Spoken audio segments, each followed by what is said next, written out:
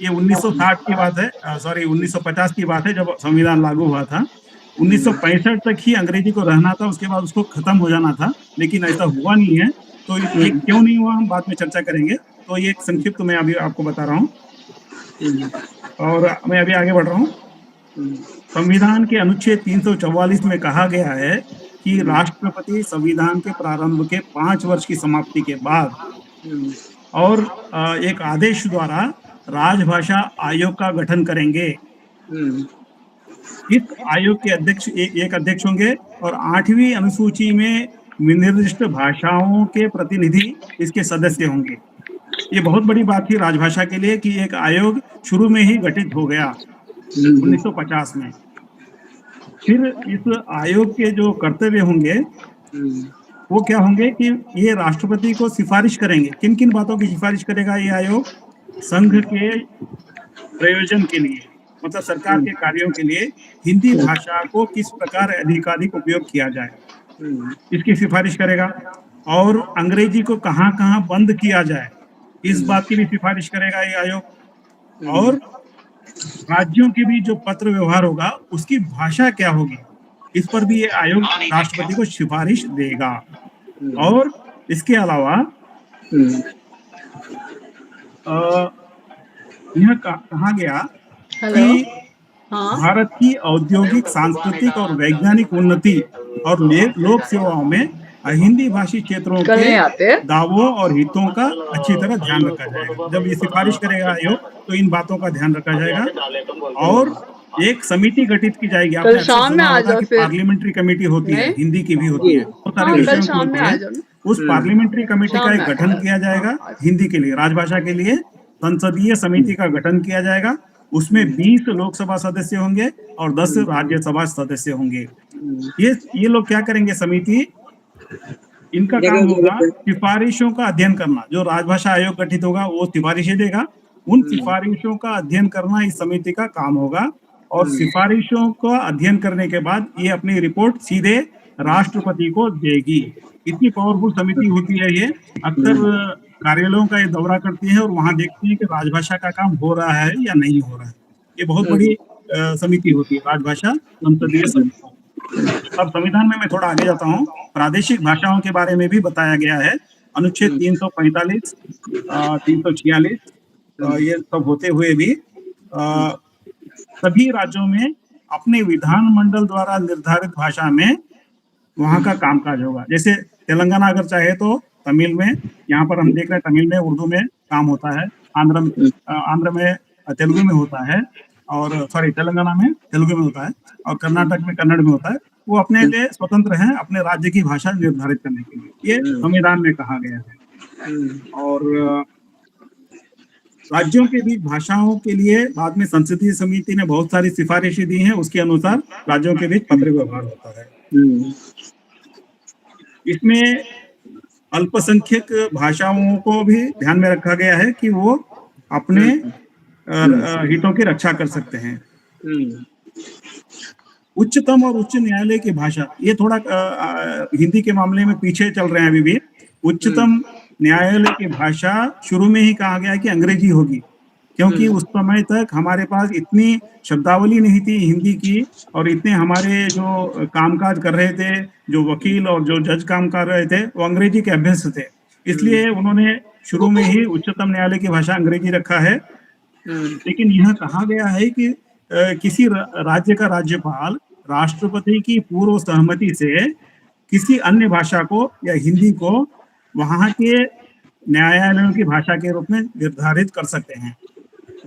बाद में क्या हुआ, उत्तर प्रदेश, बिहार, मध्य प्रदेश और राजस्थान, इन 4 राज्यों में हिंदी अब वहां की न्यायालयों की राजभाषा हो गई है। उच्च न्यायालयों की राजभाषा हिंदी वहां पर हो गई है, लेकिन बाकी राज्यों में अंग्रेजी है और उच्चतम न्यायालय में भी अंग्रेजी है। तमिलनाडु में तमिल लाने का प्रयास जारी है, लेकिन अभी तक वहां हुआ नहीं है। 350 संविधान का 350 कहता है कि व्यथा निवारण के लिए कोई भी व्यक्ति हिंदी या अपने राज्य की भाषा में अपील या अपना कंप्लेंट दे सकता है। 350 क में कहा गया है कि प्राथमिक स्तर पर मातृभाषा में शिक्षा की सुविधा दी जानी चाहिए, चाहे वो अल्पसंख्यक ही क्यों न हो, उनको मातृभाषा में शिक्षा देना आवश्यक है। मान लीजिए तेलंगाना में हिंदी भाषी लोग अल्पसंख्यक है, लेकिन आप ये नहीं कर सकते कि यहाँ पर हिंदी में शिक्षा नहीं देंगे। ये संविधान में अधिकार दिया गया है कि मातृभाषा में प्रारंभिक शिक्षा देना अनिवार्य है।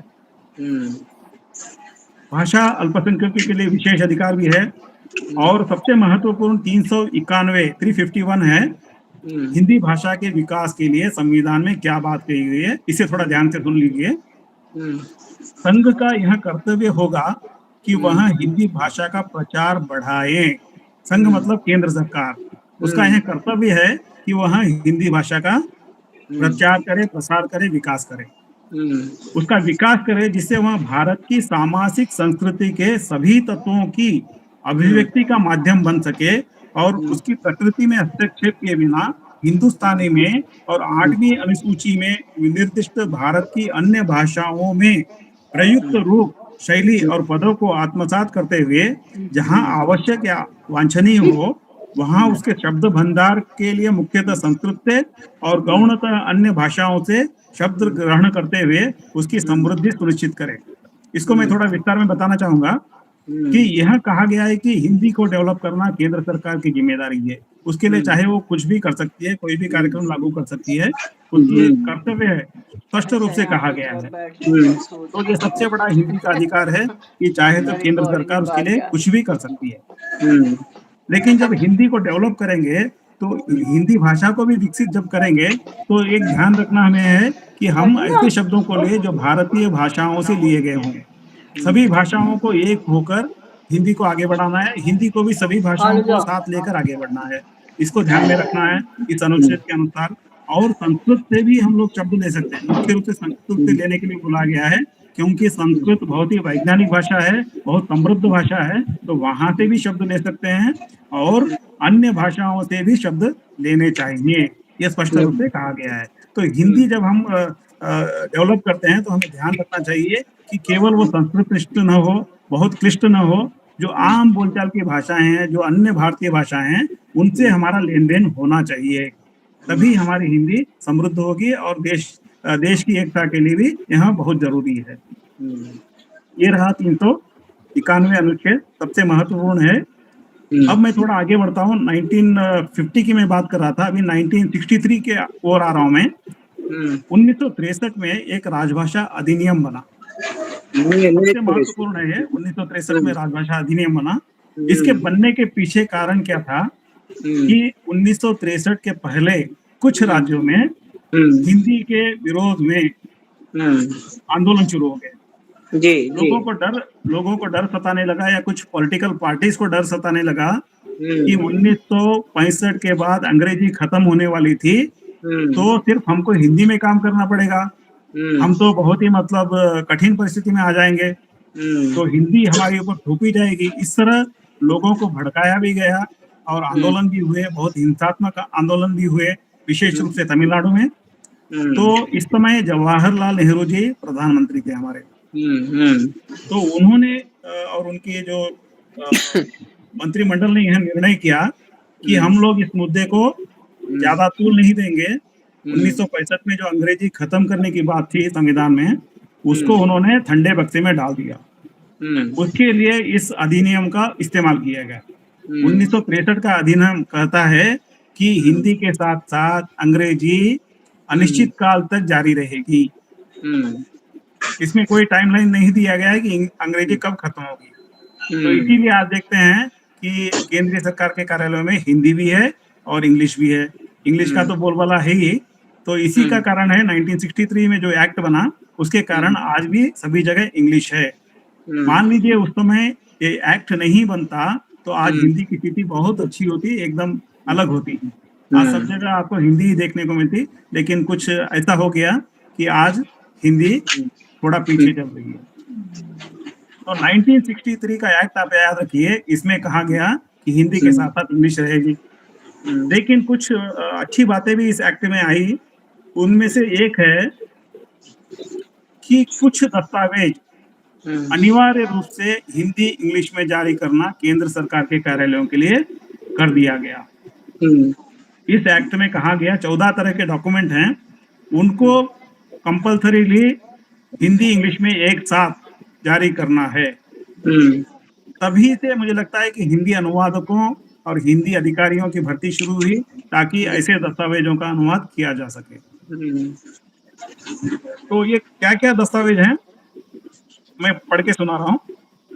संकल्प है, साधारण आदेश हैं, नियम, अधिसूचनाएं, प्रशासनिक व अन्य रिपोर्ट, प्रेस विज्ञप्तियां, सदन के समक्ष रखे जाने वाले प्रशासनिक व अन्य प्रतिवेदन, राजकीय कागज पत्र और कार्यालयों में निष्पादित होने वाली संविदाएं, जो हम लोग बोलते हैं एग्रीमेंट्स, करार और अनुज्ञप्तियां, अनुज्ञा पत्र जैसे लाइसेंस और परमिट्स, सूचनाएं, नोटिसेस, टेंडर नोटिस, ये सब बाइलिंगुअल निकलना कंपलसरी है।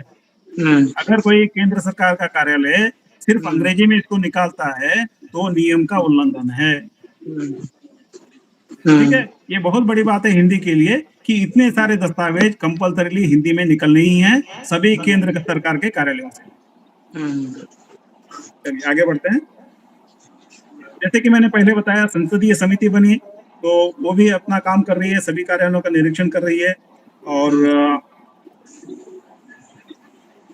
एक बात इसमें ये कही गई कि रूल 6 है, उसमें यह कहा गया है कि चाहे किसी राज्य की राजभाषा हिंदी न हो, लेकिन वहां से जो नियम वगैरह बनाए जाते हैं, जैसे कोई विधेयक पारित होता है, उसका हिंदी अनुवाद भी उनके गजट में आना चाहिए।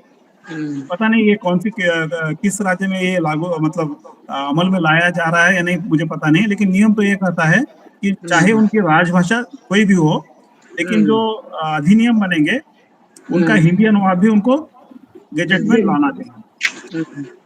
उच्च न्यायालय के बारे में बता दिया कि राज्यपाल को अधिकार है कि वहाँ वो अपनी भाषा को लाए। और अभी मैं संकल्प की ओर आता हूँ। 1968 में 1968 में संसद के दोनों सदनों में एक संकल्प पारित हुआ। उसमें यह कहा गया कि यह सभा संकल्प करती है कि हिंदी के प्रचार और विकास की गति बढ़ाने हेतु तथा संघ के विभिन्न राजकीय प्रयोजनों के लिए उत्तरोत्तर के प्रयोग हेतु भारत सरकार एक अधिक गहन एवं व्यापक कार्यक्रम तैयार किया जाएगा और उसे क्रियान्वित किया जाएगा और किए जाने वाले उपायों एवं की जाने वाली प्रगति की विस्तृत वार्षिक रिपोर्ट संसद की दोनों सभाओं के पटल पर रखा जाएगा और इसे राज्य सरकारों को भी भेजा जाएगा। ये बहुत बड़ी बात है कि अब तक तो कुछ अधिनियम बने थे, लेकिन केंद्र सरकार के पास कोई प्रोग्राम नहीं था हिंदी के लिए। 1968 में संकल्प लिया गया कि हर साल केंद्र सरकार एक वार्षिक कार्यक्रम बनाएगी हिंदी को लागू करने के लिए, और इसकी जो प्रगति होगी उसकी समीक्षा संसद द्वारा की जाएगी। तो ये बड़ी बात हुई थी 1968 में। तो अभी मैं और थोड़ा आगे बढ़ता हूँ। राजभाषा नियम 1976, राजभाषा नियम 1976 की ओर मैं आ रहा हूँ। ये मेरा अंतिम रहेगा, तीसरा मतलब आखिरी मेरा ये व्याख्यान में रहेगा। एक तो मैंने राजभाषा अधिनियम बताया आपको, संकल्प बताया, और तीसरा है 1976 का नियम। इसमें थोड़ा विस्तार से बताया गया है कि केंद्र सरकार को क्या क्या करना चाहिए। सबसे पहले तो इसमें ये कहा गया कि भाषाई आधार पर राज्यों को 3 हिस्सों में बांटा जाएगा। क ख ग, ए बी सी हिंदी में बोलते हैं। हिंदी भाषी राज्यों को क कहा गया, और हाँ, गुजरात, महाराष्ट्र, पंजाब और चंडीगढ़ इनको ख कहा गया, और बाकी जो बचे उनको ग कहा गया। इसका मुख्य उद्देश्य था कि इन तीनों को अलग अलग टारगेट दिए गए बाद में हिंदी को लागू करने के लिए। तो एक समान हम लागू नहीं कर सकते थे, इसीलिए 3 अलग अलग भाग इसमें किए गए, क ख ग। और मैं नियम 5 की ओर सीधे आता हूँ। इसका नियम 5 कहता है कि हिंदी में अगर कोई पत्र प्राप्त होता है केंद्रीय कार्यालय में तो उसका जवाब हिंदी में ही देना है। आप स्वतंत्र है केंद्र सरकार के कार्यालय को हिंदी में पत्र लिखने के लिए, और आपको जवाब भी हिंदी में मिलना चाहिए। अगर मान लीजिए आपको अंग्रेजी में जवाब मिलता है तो ये नियम का उल्लंघन है और इसके विरुद्ध आप कार्रवाई कर सकते हैं।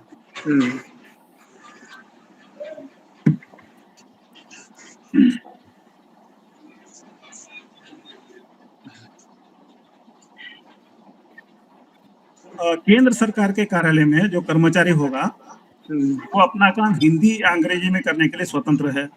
ये भी बहुत बड़ी बात थी। और कोई भी कर्मचारी अगर कोई अपील या अभ्यावेदन करता है तो वो हिंदी या अंग्रेजी में कर सकता है। उस पर एक कंपल्शन नहीं है कि वो इंग्लिश में ही करे या हिंदी में ही करे। और नियम 8, कोई भी कर्मचारी किसी फाइल पर टिप्पणी हिंदी या इंग्लिश में लिख सकता है। इतनी स्वतंत्रता केंद्र सरकार के कार्यालयों के कर्मचारियों को दी गई है।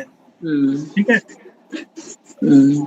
और किसी कर्मचारी को हिंदी का कार्य साधक ज्ञान हो तो वो अंग्रेजी में अनुवाद नहीं मांग सकता। मान लीजिए उसे कोई पत्र दिया गया हिंदी में, उसको उसका जवाब देना ही है। वो ये नहीं कह सकता कि मुझे इंग्लिश में, मुझे हिंदी नहीं आती है, इसका इंग्लिश दे दो। अगर उसको वर्किंग नॉलेज है तो। ये कार्य साधक ज्ञान क्या है, उसकी चर्चा आगे के डेफिनेशन में आ जाएगी। कार्य साधक ज्ञान का मतलब होता है किसी ने मैट्रिक स्तर पर हिंदी एक विषय में लिया है तो उसको हम लोग कार्य साधक ज्ञान मानते हैं, वर्किंग नॉलेज। और केंद्र सरकार में अगर कोई कर्मचारी काम कर रहा है तो उसको वर्किंग नॉलेज होना बहुत ही जरूरी है, कंपलसरी है।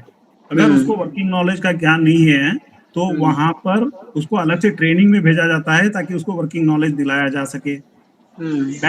ये केंद्र सरकार या बैंक अपने खर्चे पर ऐसे कर्मचारियों को हिंदी का ट्रेनिंग देती है ताकि उनको कम से कम कार्य साधक ज्ञान हो सके। और मान लीजिए 80% तक किसी कार्यालय के कर्मचारी इस तरह कार्य साधक ज्ञान वाले होते हैं तो ऐसे कार्यालय को नोटिफाई किया जाता है बजट में। हम उसको अधिसूचित कार्यालय बोलते हैं, नोटिफाइड ऑफिसर्स।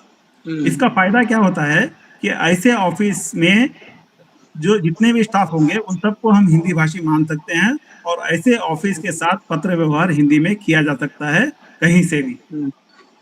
तो ये प्रक्रिया चलती रहती है। अक्सर हम लोग अपने ऑफिसर्स को नोटिफाई करते हैं जहाँ 80% से अधिक लोग ऐसे कर्मचारी हों जिनका कार्य साधक ज्ञान हिंदी में हो। दक्षिण भारत के अक्सर सभी राज्यों में भी हिंदी कार्य साधक ज्ञान वाले होते हैं क्योंकि 10th में सभी ने हिंदी पढ़ी हुई होती है और वो सभी कार्य साधक ज्ञान होते हैं। अगर कोई नहीं होता है तो हम उसको ट्रेनिंग भी देते हैं हिंदी का ताकि वो कार्य साधक हो जाए। ठीक है। इसमें और एक होता है प्रवीणता। ये कोई कंपलसरी नहीं है प्रवीण होना। हिंदी में प्रवीणता का डेफिनेशन क्या है कि 10th में 10th जो एग्जाम है उसको हिंदी माध्यम से पढ़ा हुआ होना चाहिए या डिग्री लेवल में एक सब्जेक्ट हिंदी हो, डिग्री लेवल पर एक सब्जेक्ट हिंदी हो, या वो खुद घोषणा करे कि मुझे प्रवीणता प्राप्त है तब भी हम मानते हैं। तो ऐसे व्यक्ति को प्रवीण मानते हैं। ये कोई कंपलसरी नहीं है कि प्रवीण हो। लेकिन मान लीजिए कोई कार्यालय अधिसूचित होता है, जैसे मैंने अभी बताया जहां 80% लोग हिंदी वाले हैं तो अधिसूचित किया जाता है। अगर ऐसे कार्यालय में ये प्रवीणता वाला है तो उसको हम लोग एक ऑर्डर देते हैं कि आपको फला काम हिंदी में करना ही है, कंपल्सन है उसके लिए। बाकी कर्मचारियों के लिए कोई कंपल्सन नहीं है, चाहे वो हिंदी या इंग्लिश में कर सकते हैं। लेकिन जो प्रवीणता वाले होंगे उनको कंपल्सन हो जाता है कि वो अपना काम हिंदी में करे और ऑफिसर्स अक्सर उनको ऑर्डर देती हैं कि आप ये काम हिंदी में करो। उनको बोलते हैं सो एंड सो काम आपको हिंदी में ही करना है। तो ये सब हमारे कार्यालय में होता है।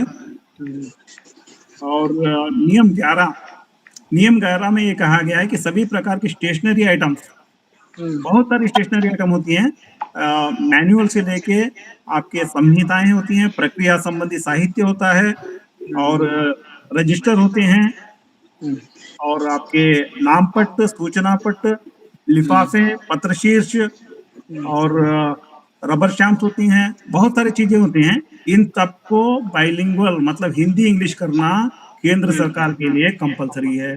केंद्र सरकार के सभी कार्यालयों के लिए ये अनिवार्य है कि वे अपने सभी जो स्टेशनरी आइटम्स हैं बाइलिंगुअल करें। आप देखते होंगे बोर्ड वगैरह सभी बैंकों के 2 भाषा में, 3 भाषा में होते हैं। दक्षिण भारत में 3 भाषा कंपलसरी है, लेकिन बाकी जगह हिंदी इंग्लिश में होता है। जैसे तेलंगाना में हुआ तो तेलुगु हिंदी इंग्लिश में होगा। ये सब कंपलसरी है, इसीलिए ये जो नियम है इसलिए वो लोग कर रहे हैं, नहीं तो कोई नहीं करेगा। ये सब नियम बने हुए हैं तभी ये इम्प्लीमेंटेशन हो रहा है। और नियम 12 अंतिम नियम है 1976 का, अनुपालन का दायित्व किसका है, कौन जिम्मेदार है इसके लिए। इसमें स्पष्ट रूप से कहा गया है कि केंद्र सरकार के प्रत्येक कार्यालय का प्रशासनिक प्रधान, उस कार्यालय का जो हेड होगा वो इसके लिए जिम्मेदार होगा कि राजभाषा से संबंधित नियम सही तरह से लागू हो रहे हैं या नहीं, उसकी जिम्मेदारी होगी, नहीं तो उसको हम लोग दोषी मानेंगे। ये स्पष्ट रूप से नियमों में कहा गया है।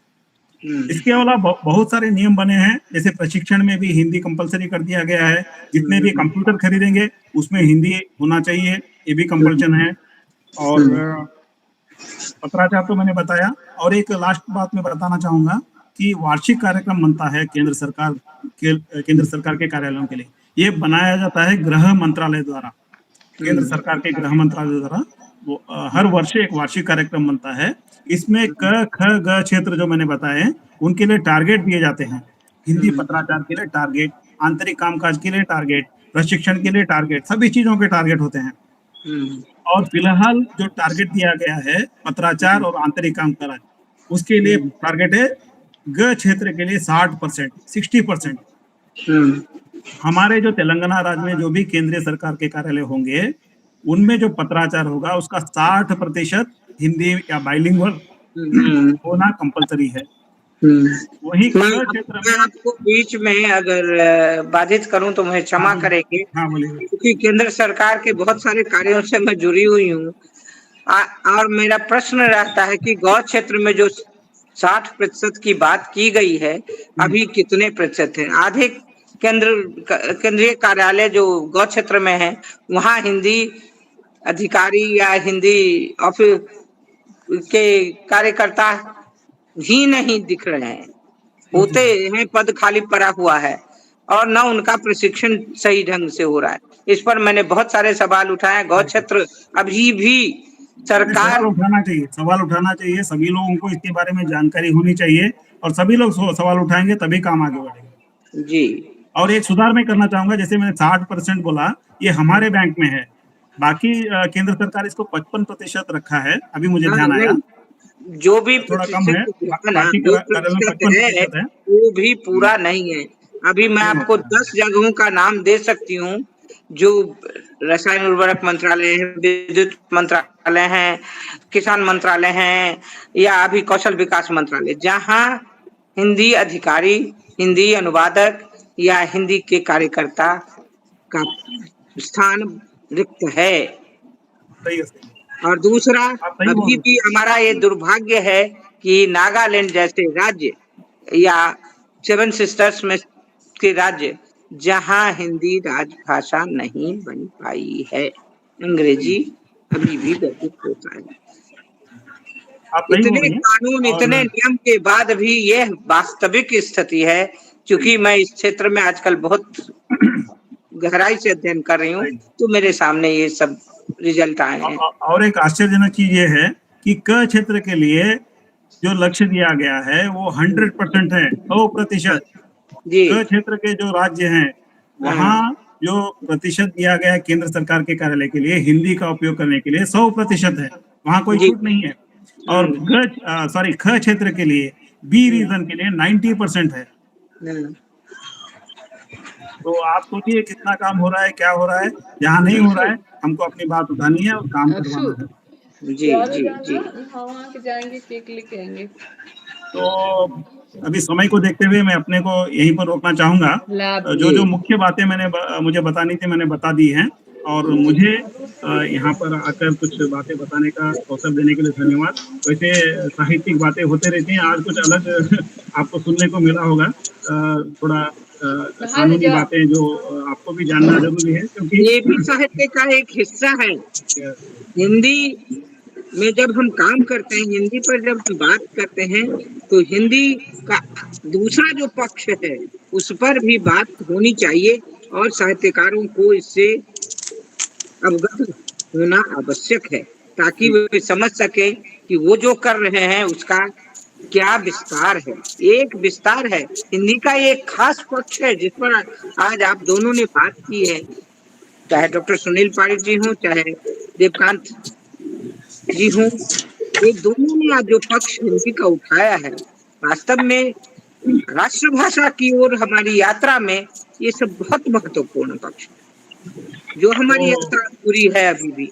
इसे पूरी करने के लिए हम संपूर्ण हिंदी के संपूर्ण क्षेत्र को जब तक नहीं जाने समझे और इस पर बात नहीं करें तो सिर्फ कहने भर से कुछ नहीं होगा। मैं क्षमा अवसर देने के लिए बहुत बहुत धन्यवाद सभी का। बहुत अच्छा लगा आपसे मिलके और आगे भी मैं जुड़ा रहूंगा। बहुत बहुत धन्यवाद। जुड़े रहिए और अब सुनिए, क्योंकि कादम्बनी मंच से रचनाएं भी बहुत अच्छी पढ़ी जाती है, सुनकर आप आनंदित होंगे। मैं वैसे देवकांत पवार जी को बहुत धन्यवाद दूंगी कि हिंदी का वो पक्ष उन्होंने रखा जिसमें हमारे देश का शासन प्रशासन चलता है। हमारे संपूर्ण देश में या संपूर्ण केंद्रीय मंत्रालय में हिंदी के लिए विशेष तौर से एक अनुभाग बनाया गया है, जहां हिंदी में उस मंत्रालय विशेष में क्या कार्य होता है और क्या होना चाहिए, इस पर आम लोगों के बीच से हिंदी के जानकार बुलाए जाते हैं, सरकारी अधिकारी होते हैं और मंत्रालय के मंत्री होते हैं और इनकी बैठक में बहुत खुलकर चर्चा हो रही है, बहुत सारी चर्चाएं हो रही है। मुझे इसी संदर्भ में नागालैंड के व्यक्तित्व से भी मिलने का अवसर मिला, जिन्होंने कहा हमारे पास हिंदी का बहुत अच्छा वातावरण है। तो मैंने सवाल किया, तो फिर अंग्रेजी राजभाषा क्यों है? क्यों वहाँ अधिकारी लोग उपलब्ध नहीं है जो वहाँ राजभाषा हिंदी क्यों नहीं हो रही है? इस तरह की भी बातें चल निकली हैं और काफी बड़े पैमाने पर ये सब बातें हो रही हैं और हम अच्छी उम्मीद करें, आशा करें कि हम भविष्य में राष्ट्रभाषा हिंदी जरूर कर पाएंगे, क्योंकि सभी भाषाओं का संगम हिंदी है। संस्कृत सबकी जननी है और हिंदी सभी भाषाओं की बहन है। तो यह भावना के साथ बहुत अच्छे से हिंदी का विकास होगा। चलिए, आज हमने एकदम अलग विषय पर, क्योंकि 30 वर्षों के हम युवा हो चुके हैं, हम कादम्बनी वाले, तो 30 वर्षों के बाद हमारी सोच राष्ट्रीय सोच होनी चाहिए। देश के स्तर तक हमें जाना चाहिए, देश की समस्या, देश में हमारी खास तौर से भाषिक समस्या पर हम अधिक गहराई से विचार करें और अपनी रचनाओं में अपने कलम के नोक से शब्द उकेरें, तो अपने राष्ट्रीयता के प्रति जो समर्पण हमारा है उसमें भी यह काम दे। इस विषय को ध्यान में रखते हुए मैंने आज इन दोनों महानुभावों को कादम्बनी आप सभी सदस्यों की ओर से आमंत्रित किया और दोनों महानुभाव ने अपने अपने क्षेत्र के विषय के साथ बहुत सुंदर न्याय किया है। अवधेश जी हैं आप? अवधेश जी नहीं आ पा रहे हैं, सर नहीं जुड़ पा रहे हैं। तो मैं समझती हूँ कि अब मीना जी आप अपने कार्य आरंभ कीजिए। प्रथम सत्र और दूसरे सत्र की ओर बढ़े। अध्यक्ष की अनुमति से अध्यक्ष जी कुछ करना चाहे तो उन्हें आमंत्रित कर लें, क्योंकि अवधेश जी तो है नहीं। डॉक्टर मदन देवी जी, आप कवि सत्र की भी अध्यक्षता लेते हुए हम संयुक्त रूप से अंत में इनकी टिप्पणी लेंगे। अहिल्या दीदी, ठीक है ना? वैसा लेते हैं।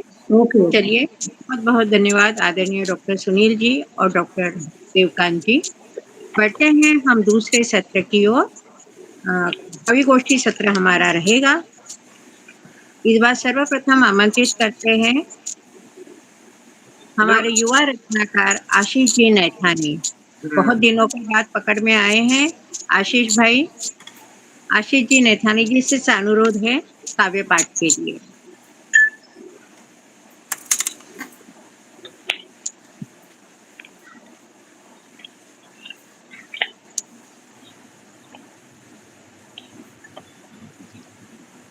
आशीष जी नैथानी।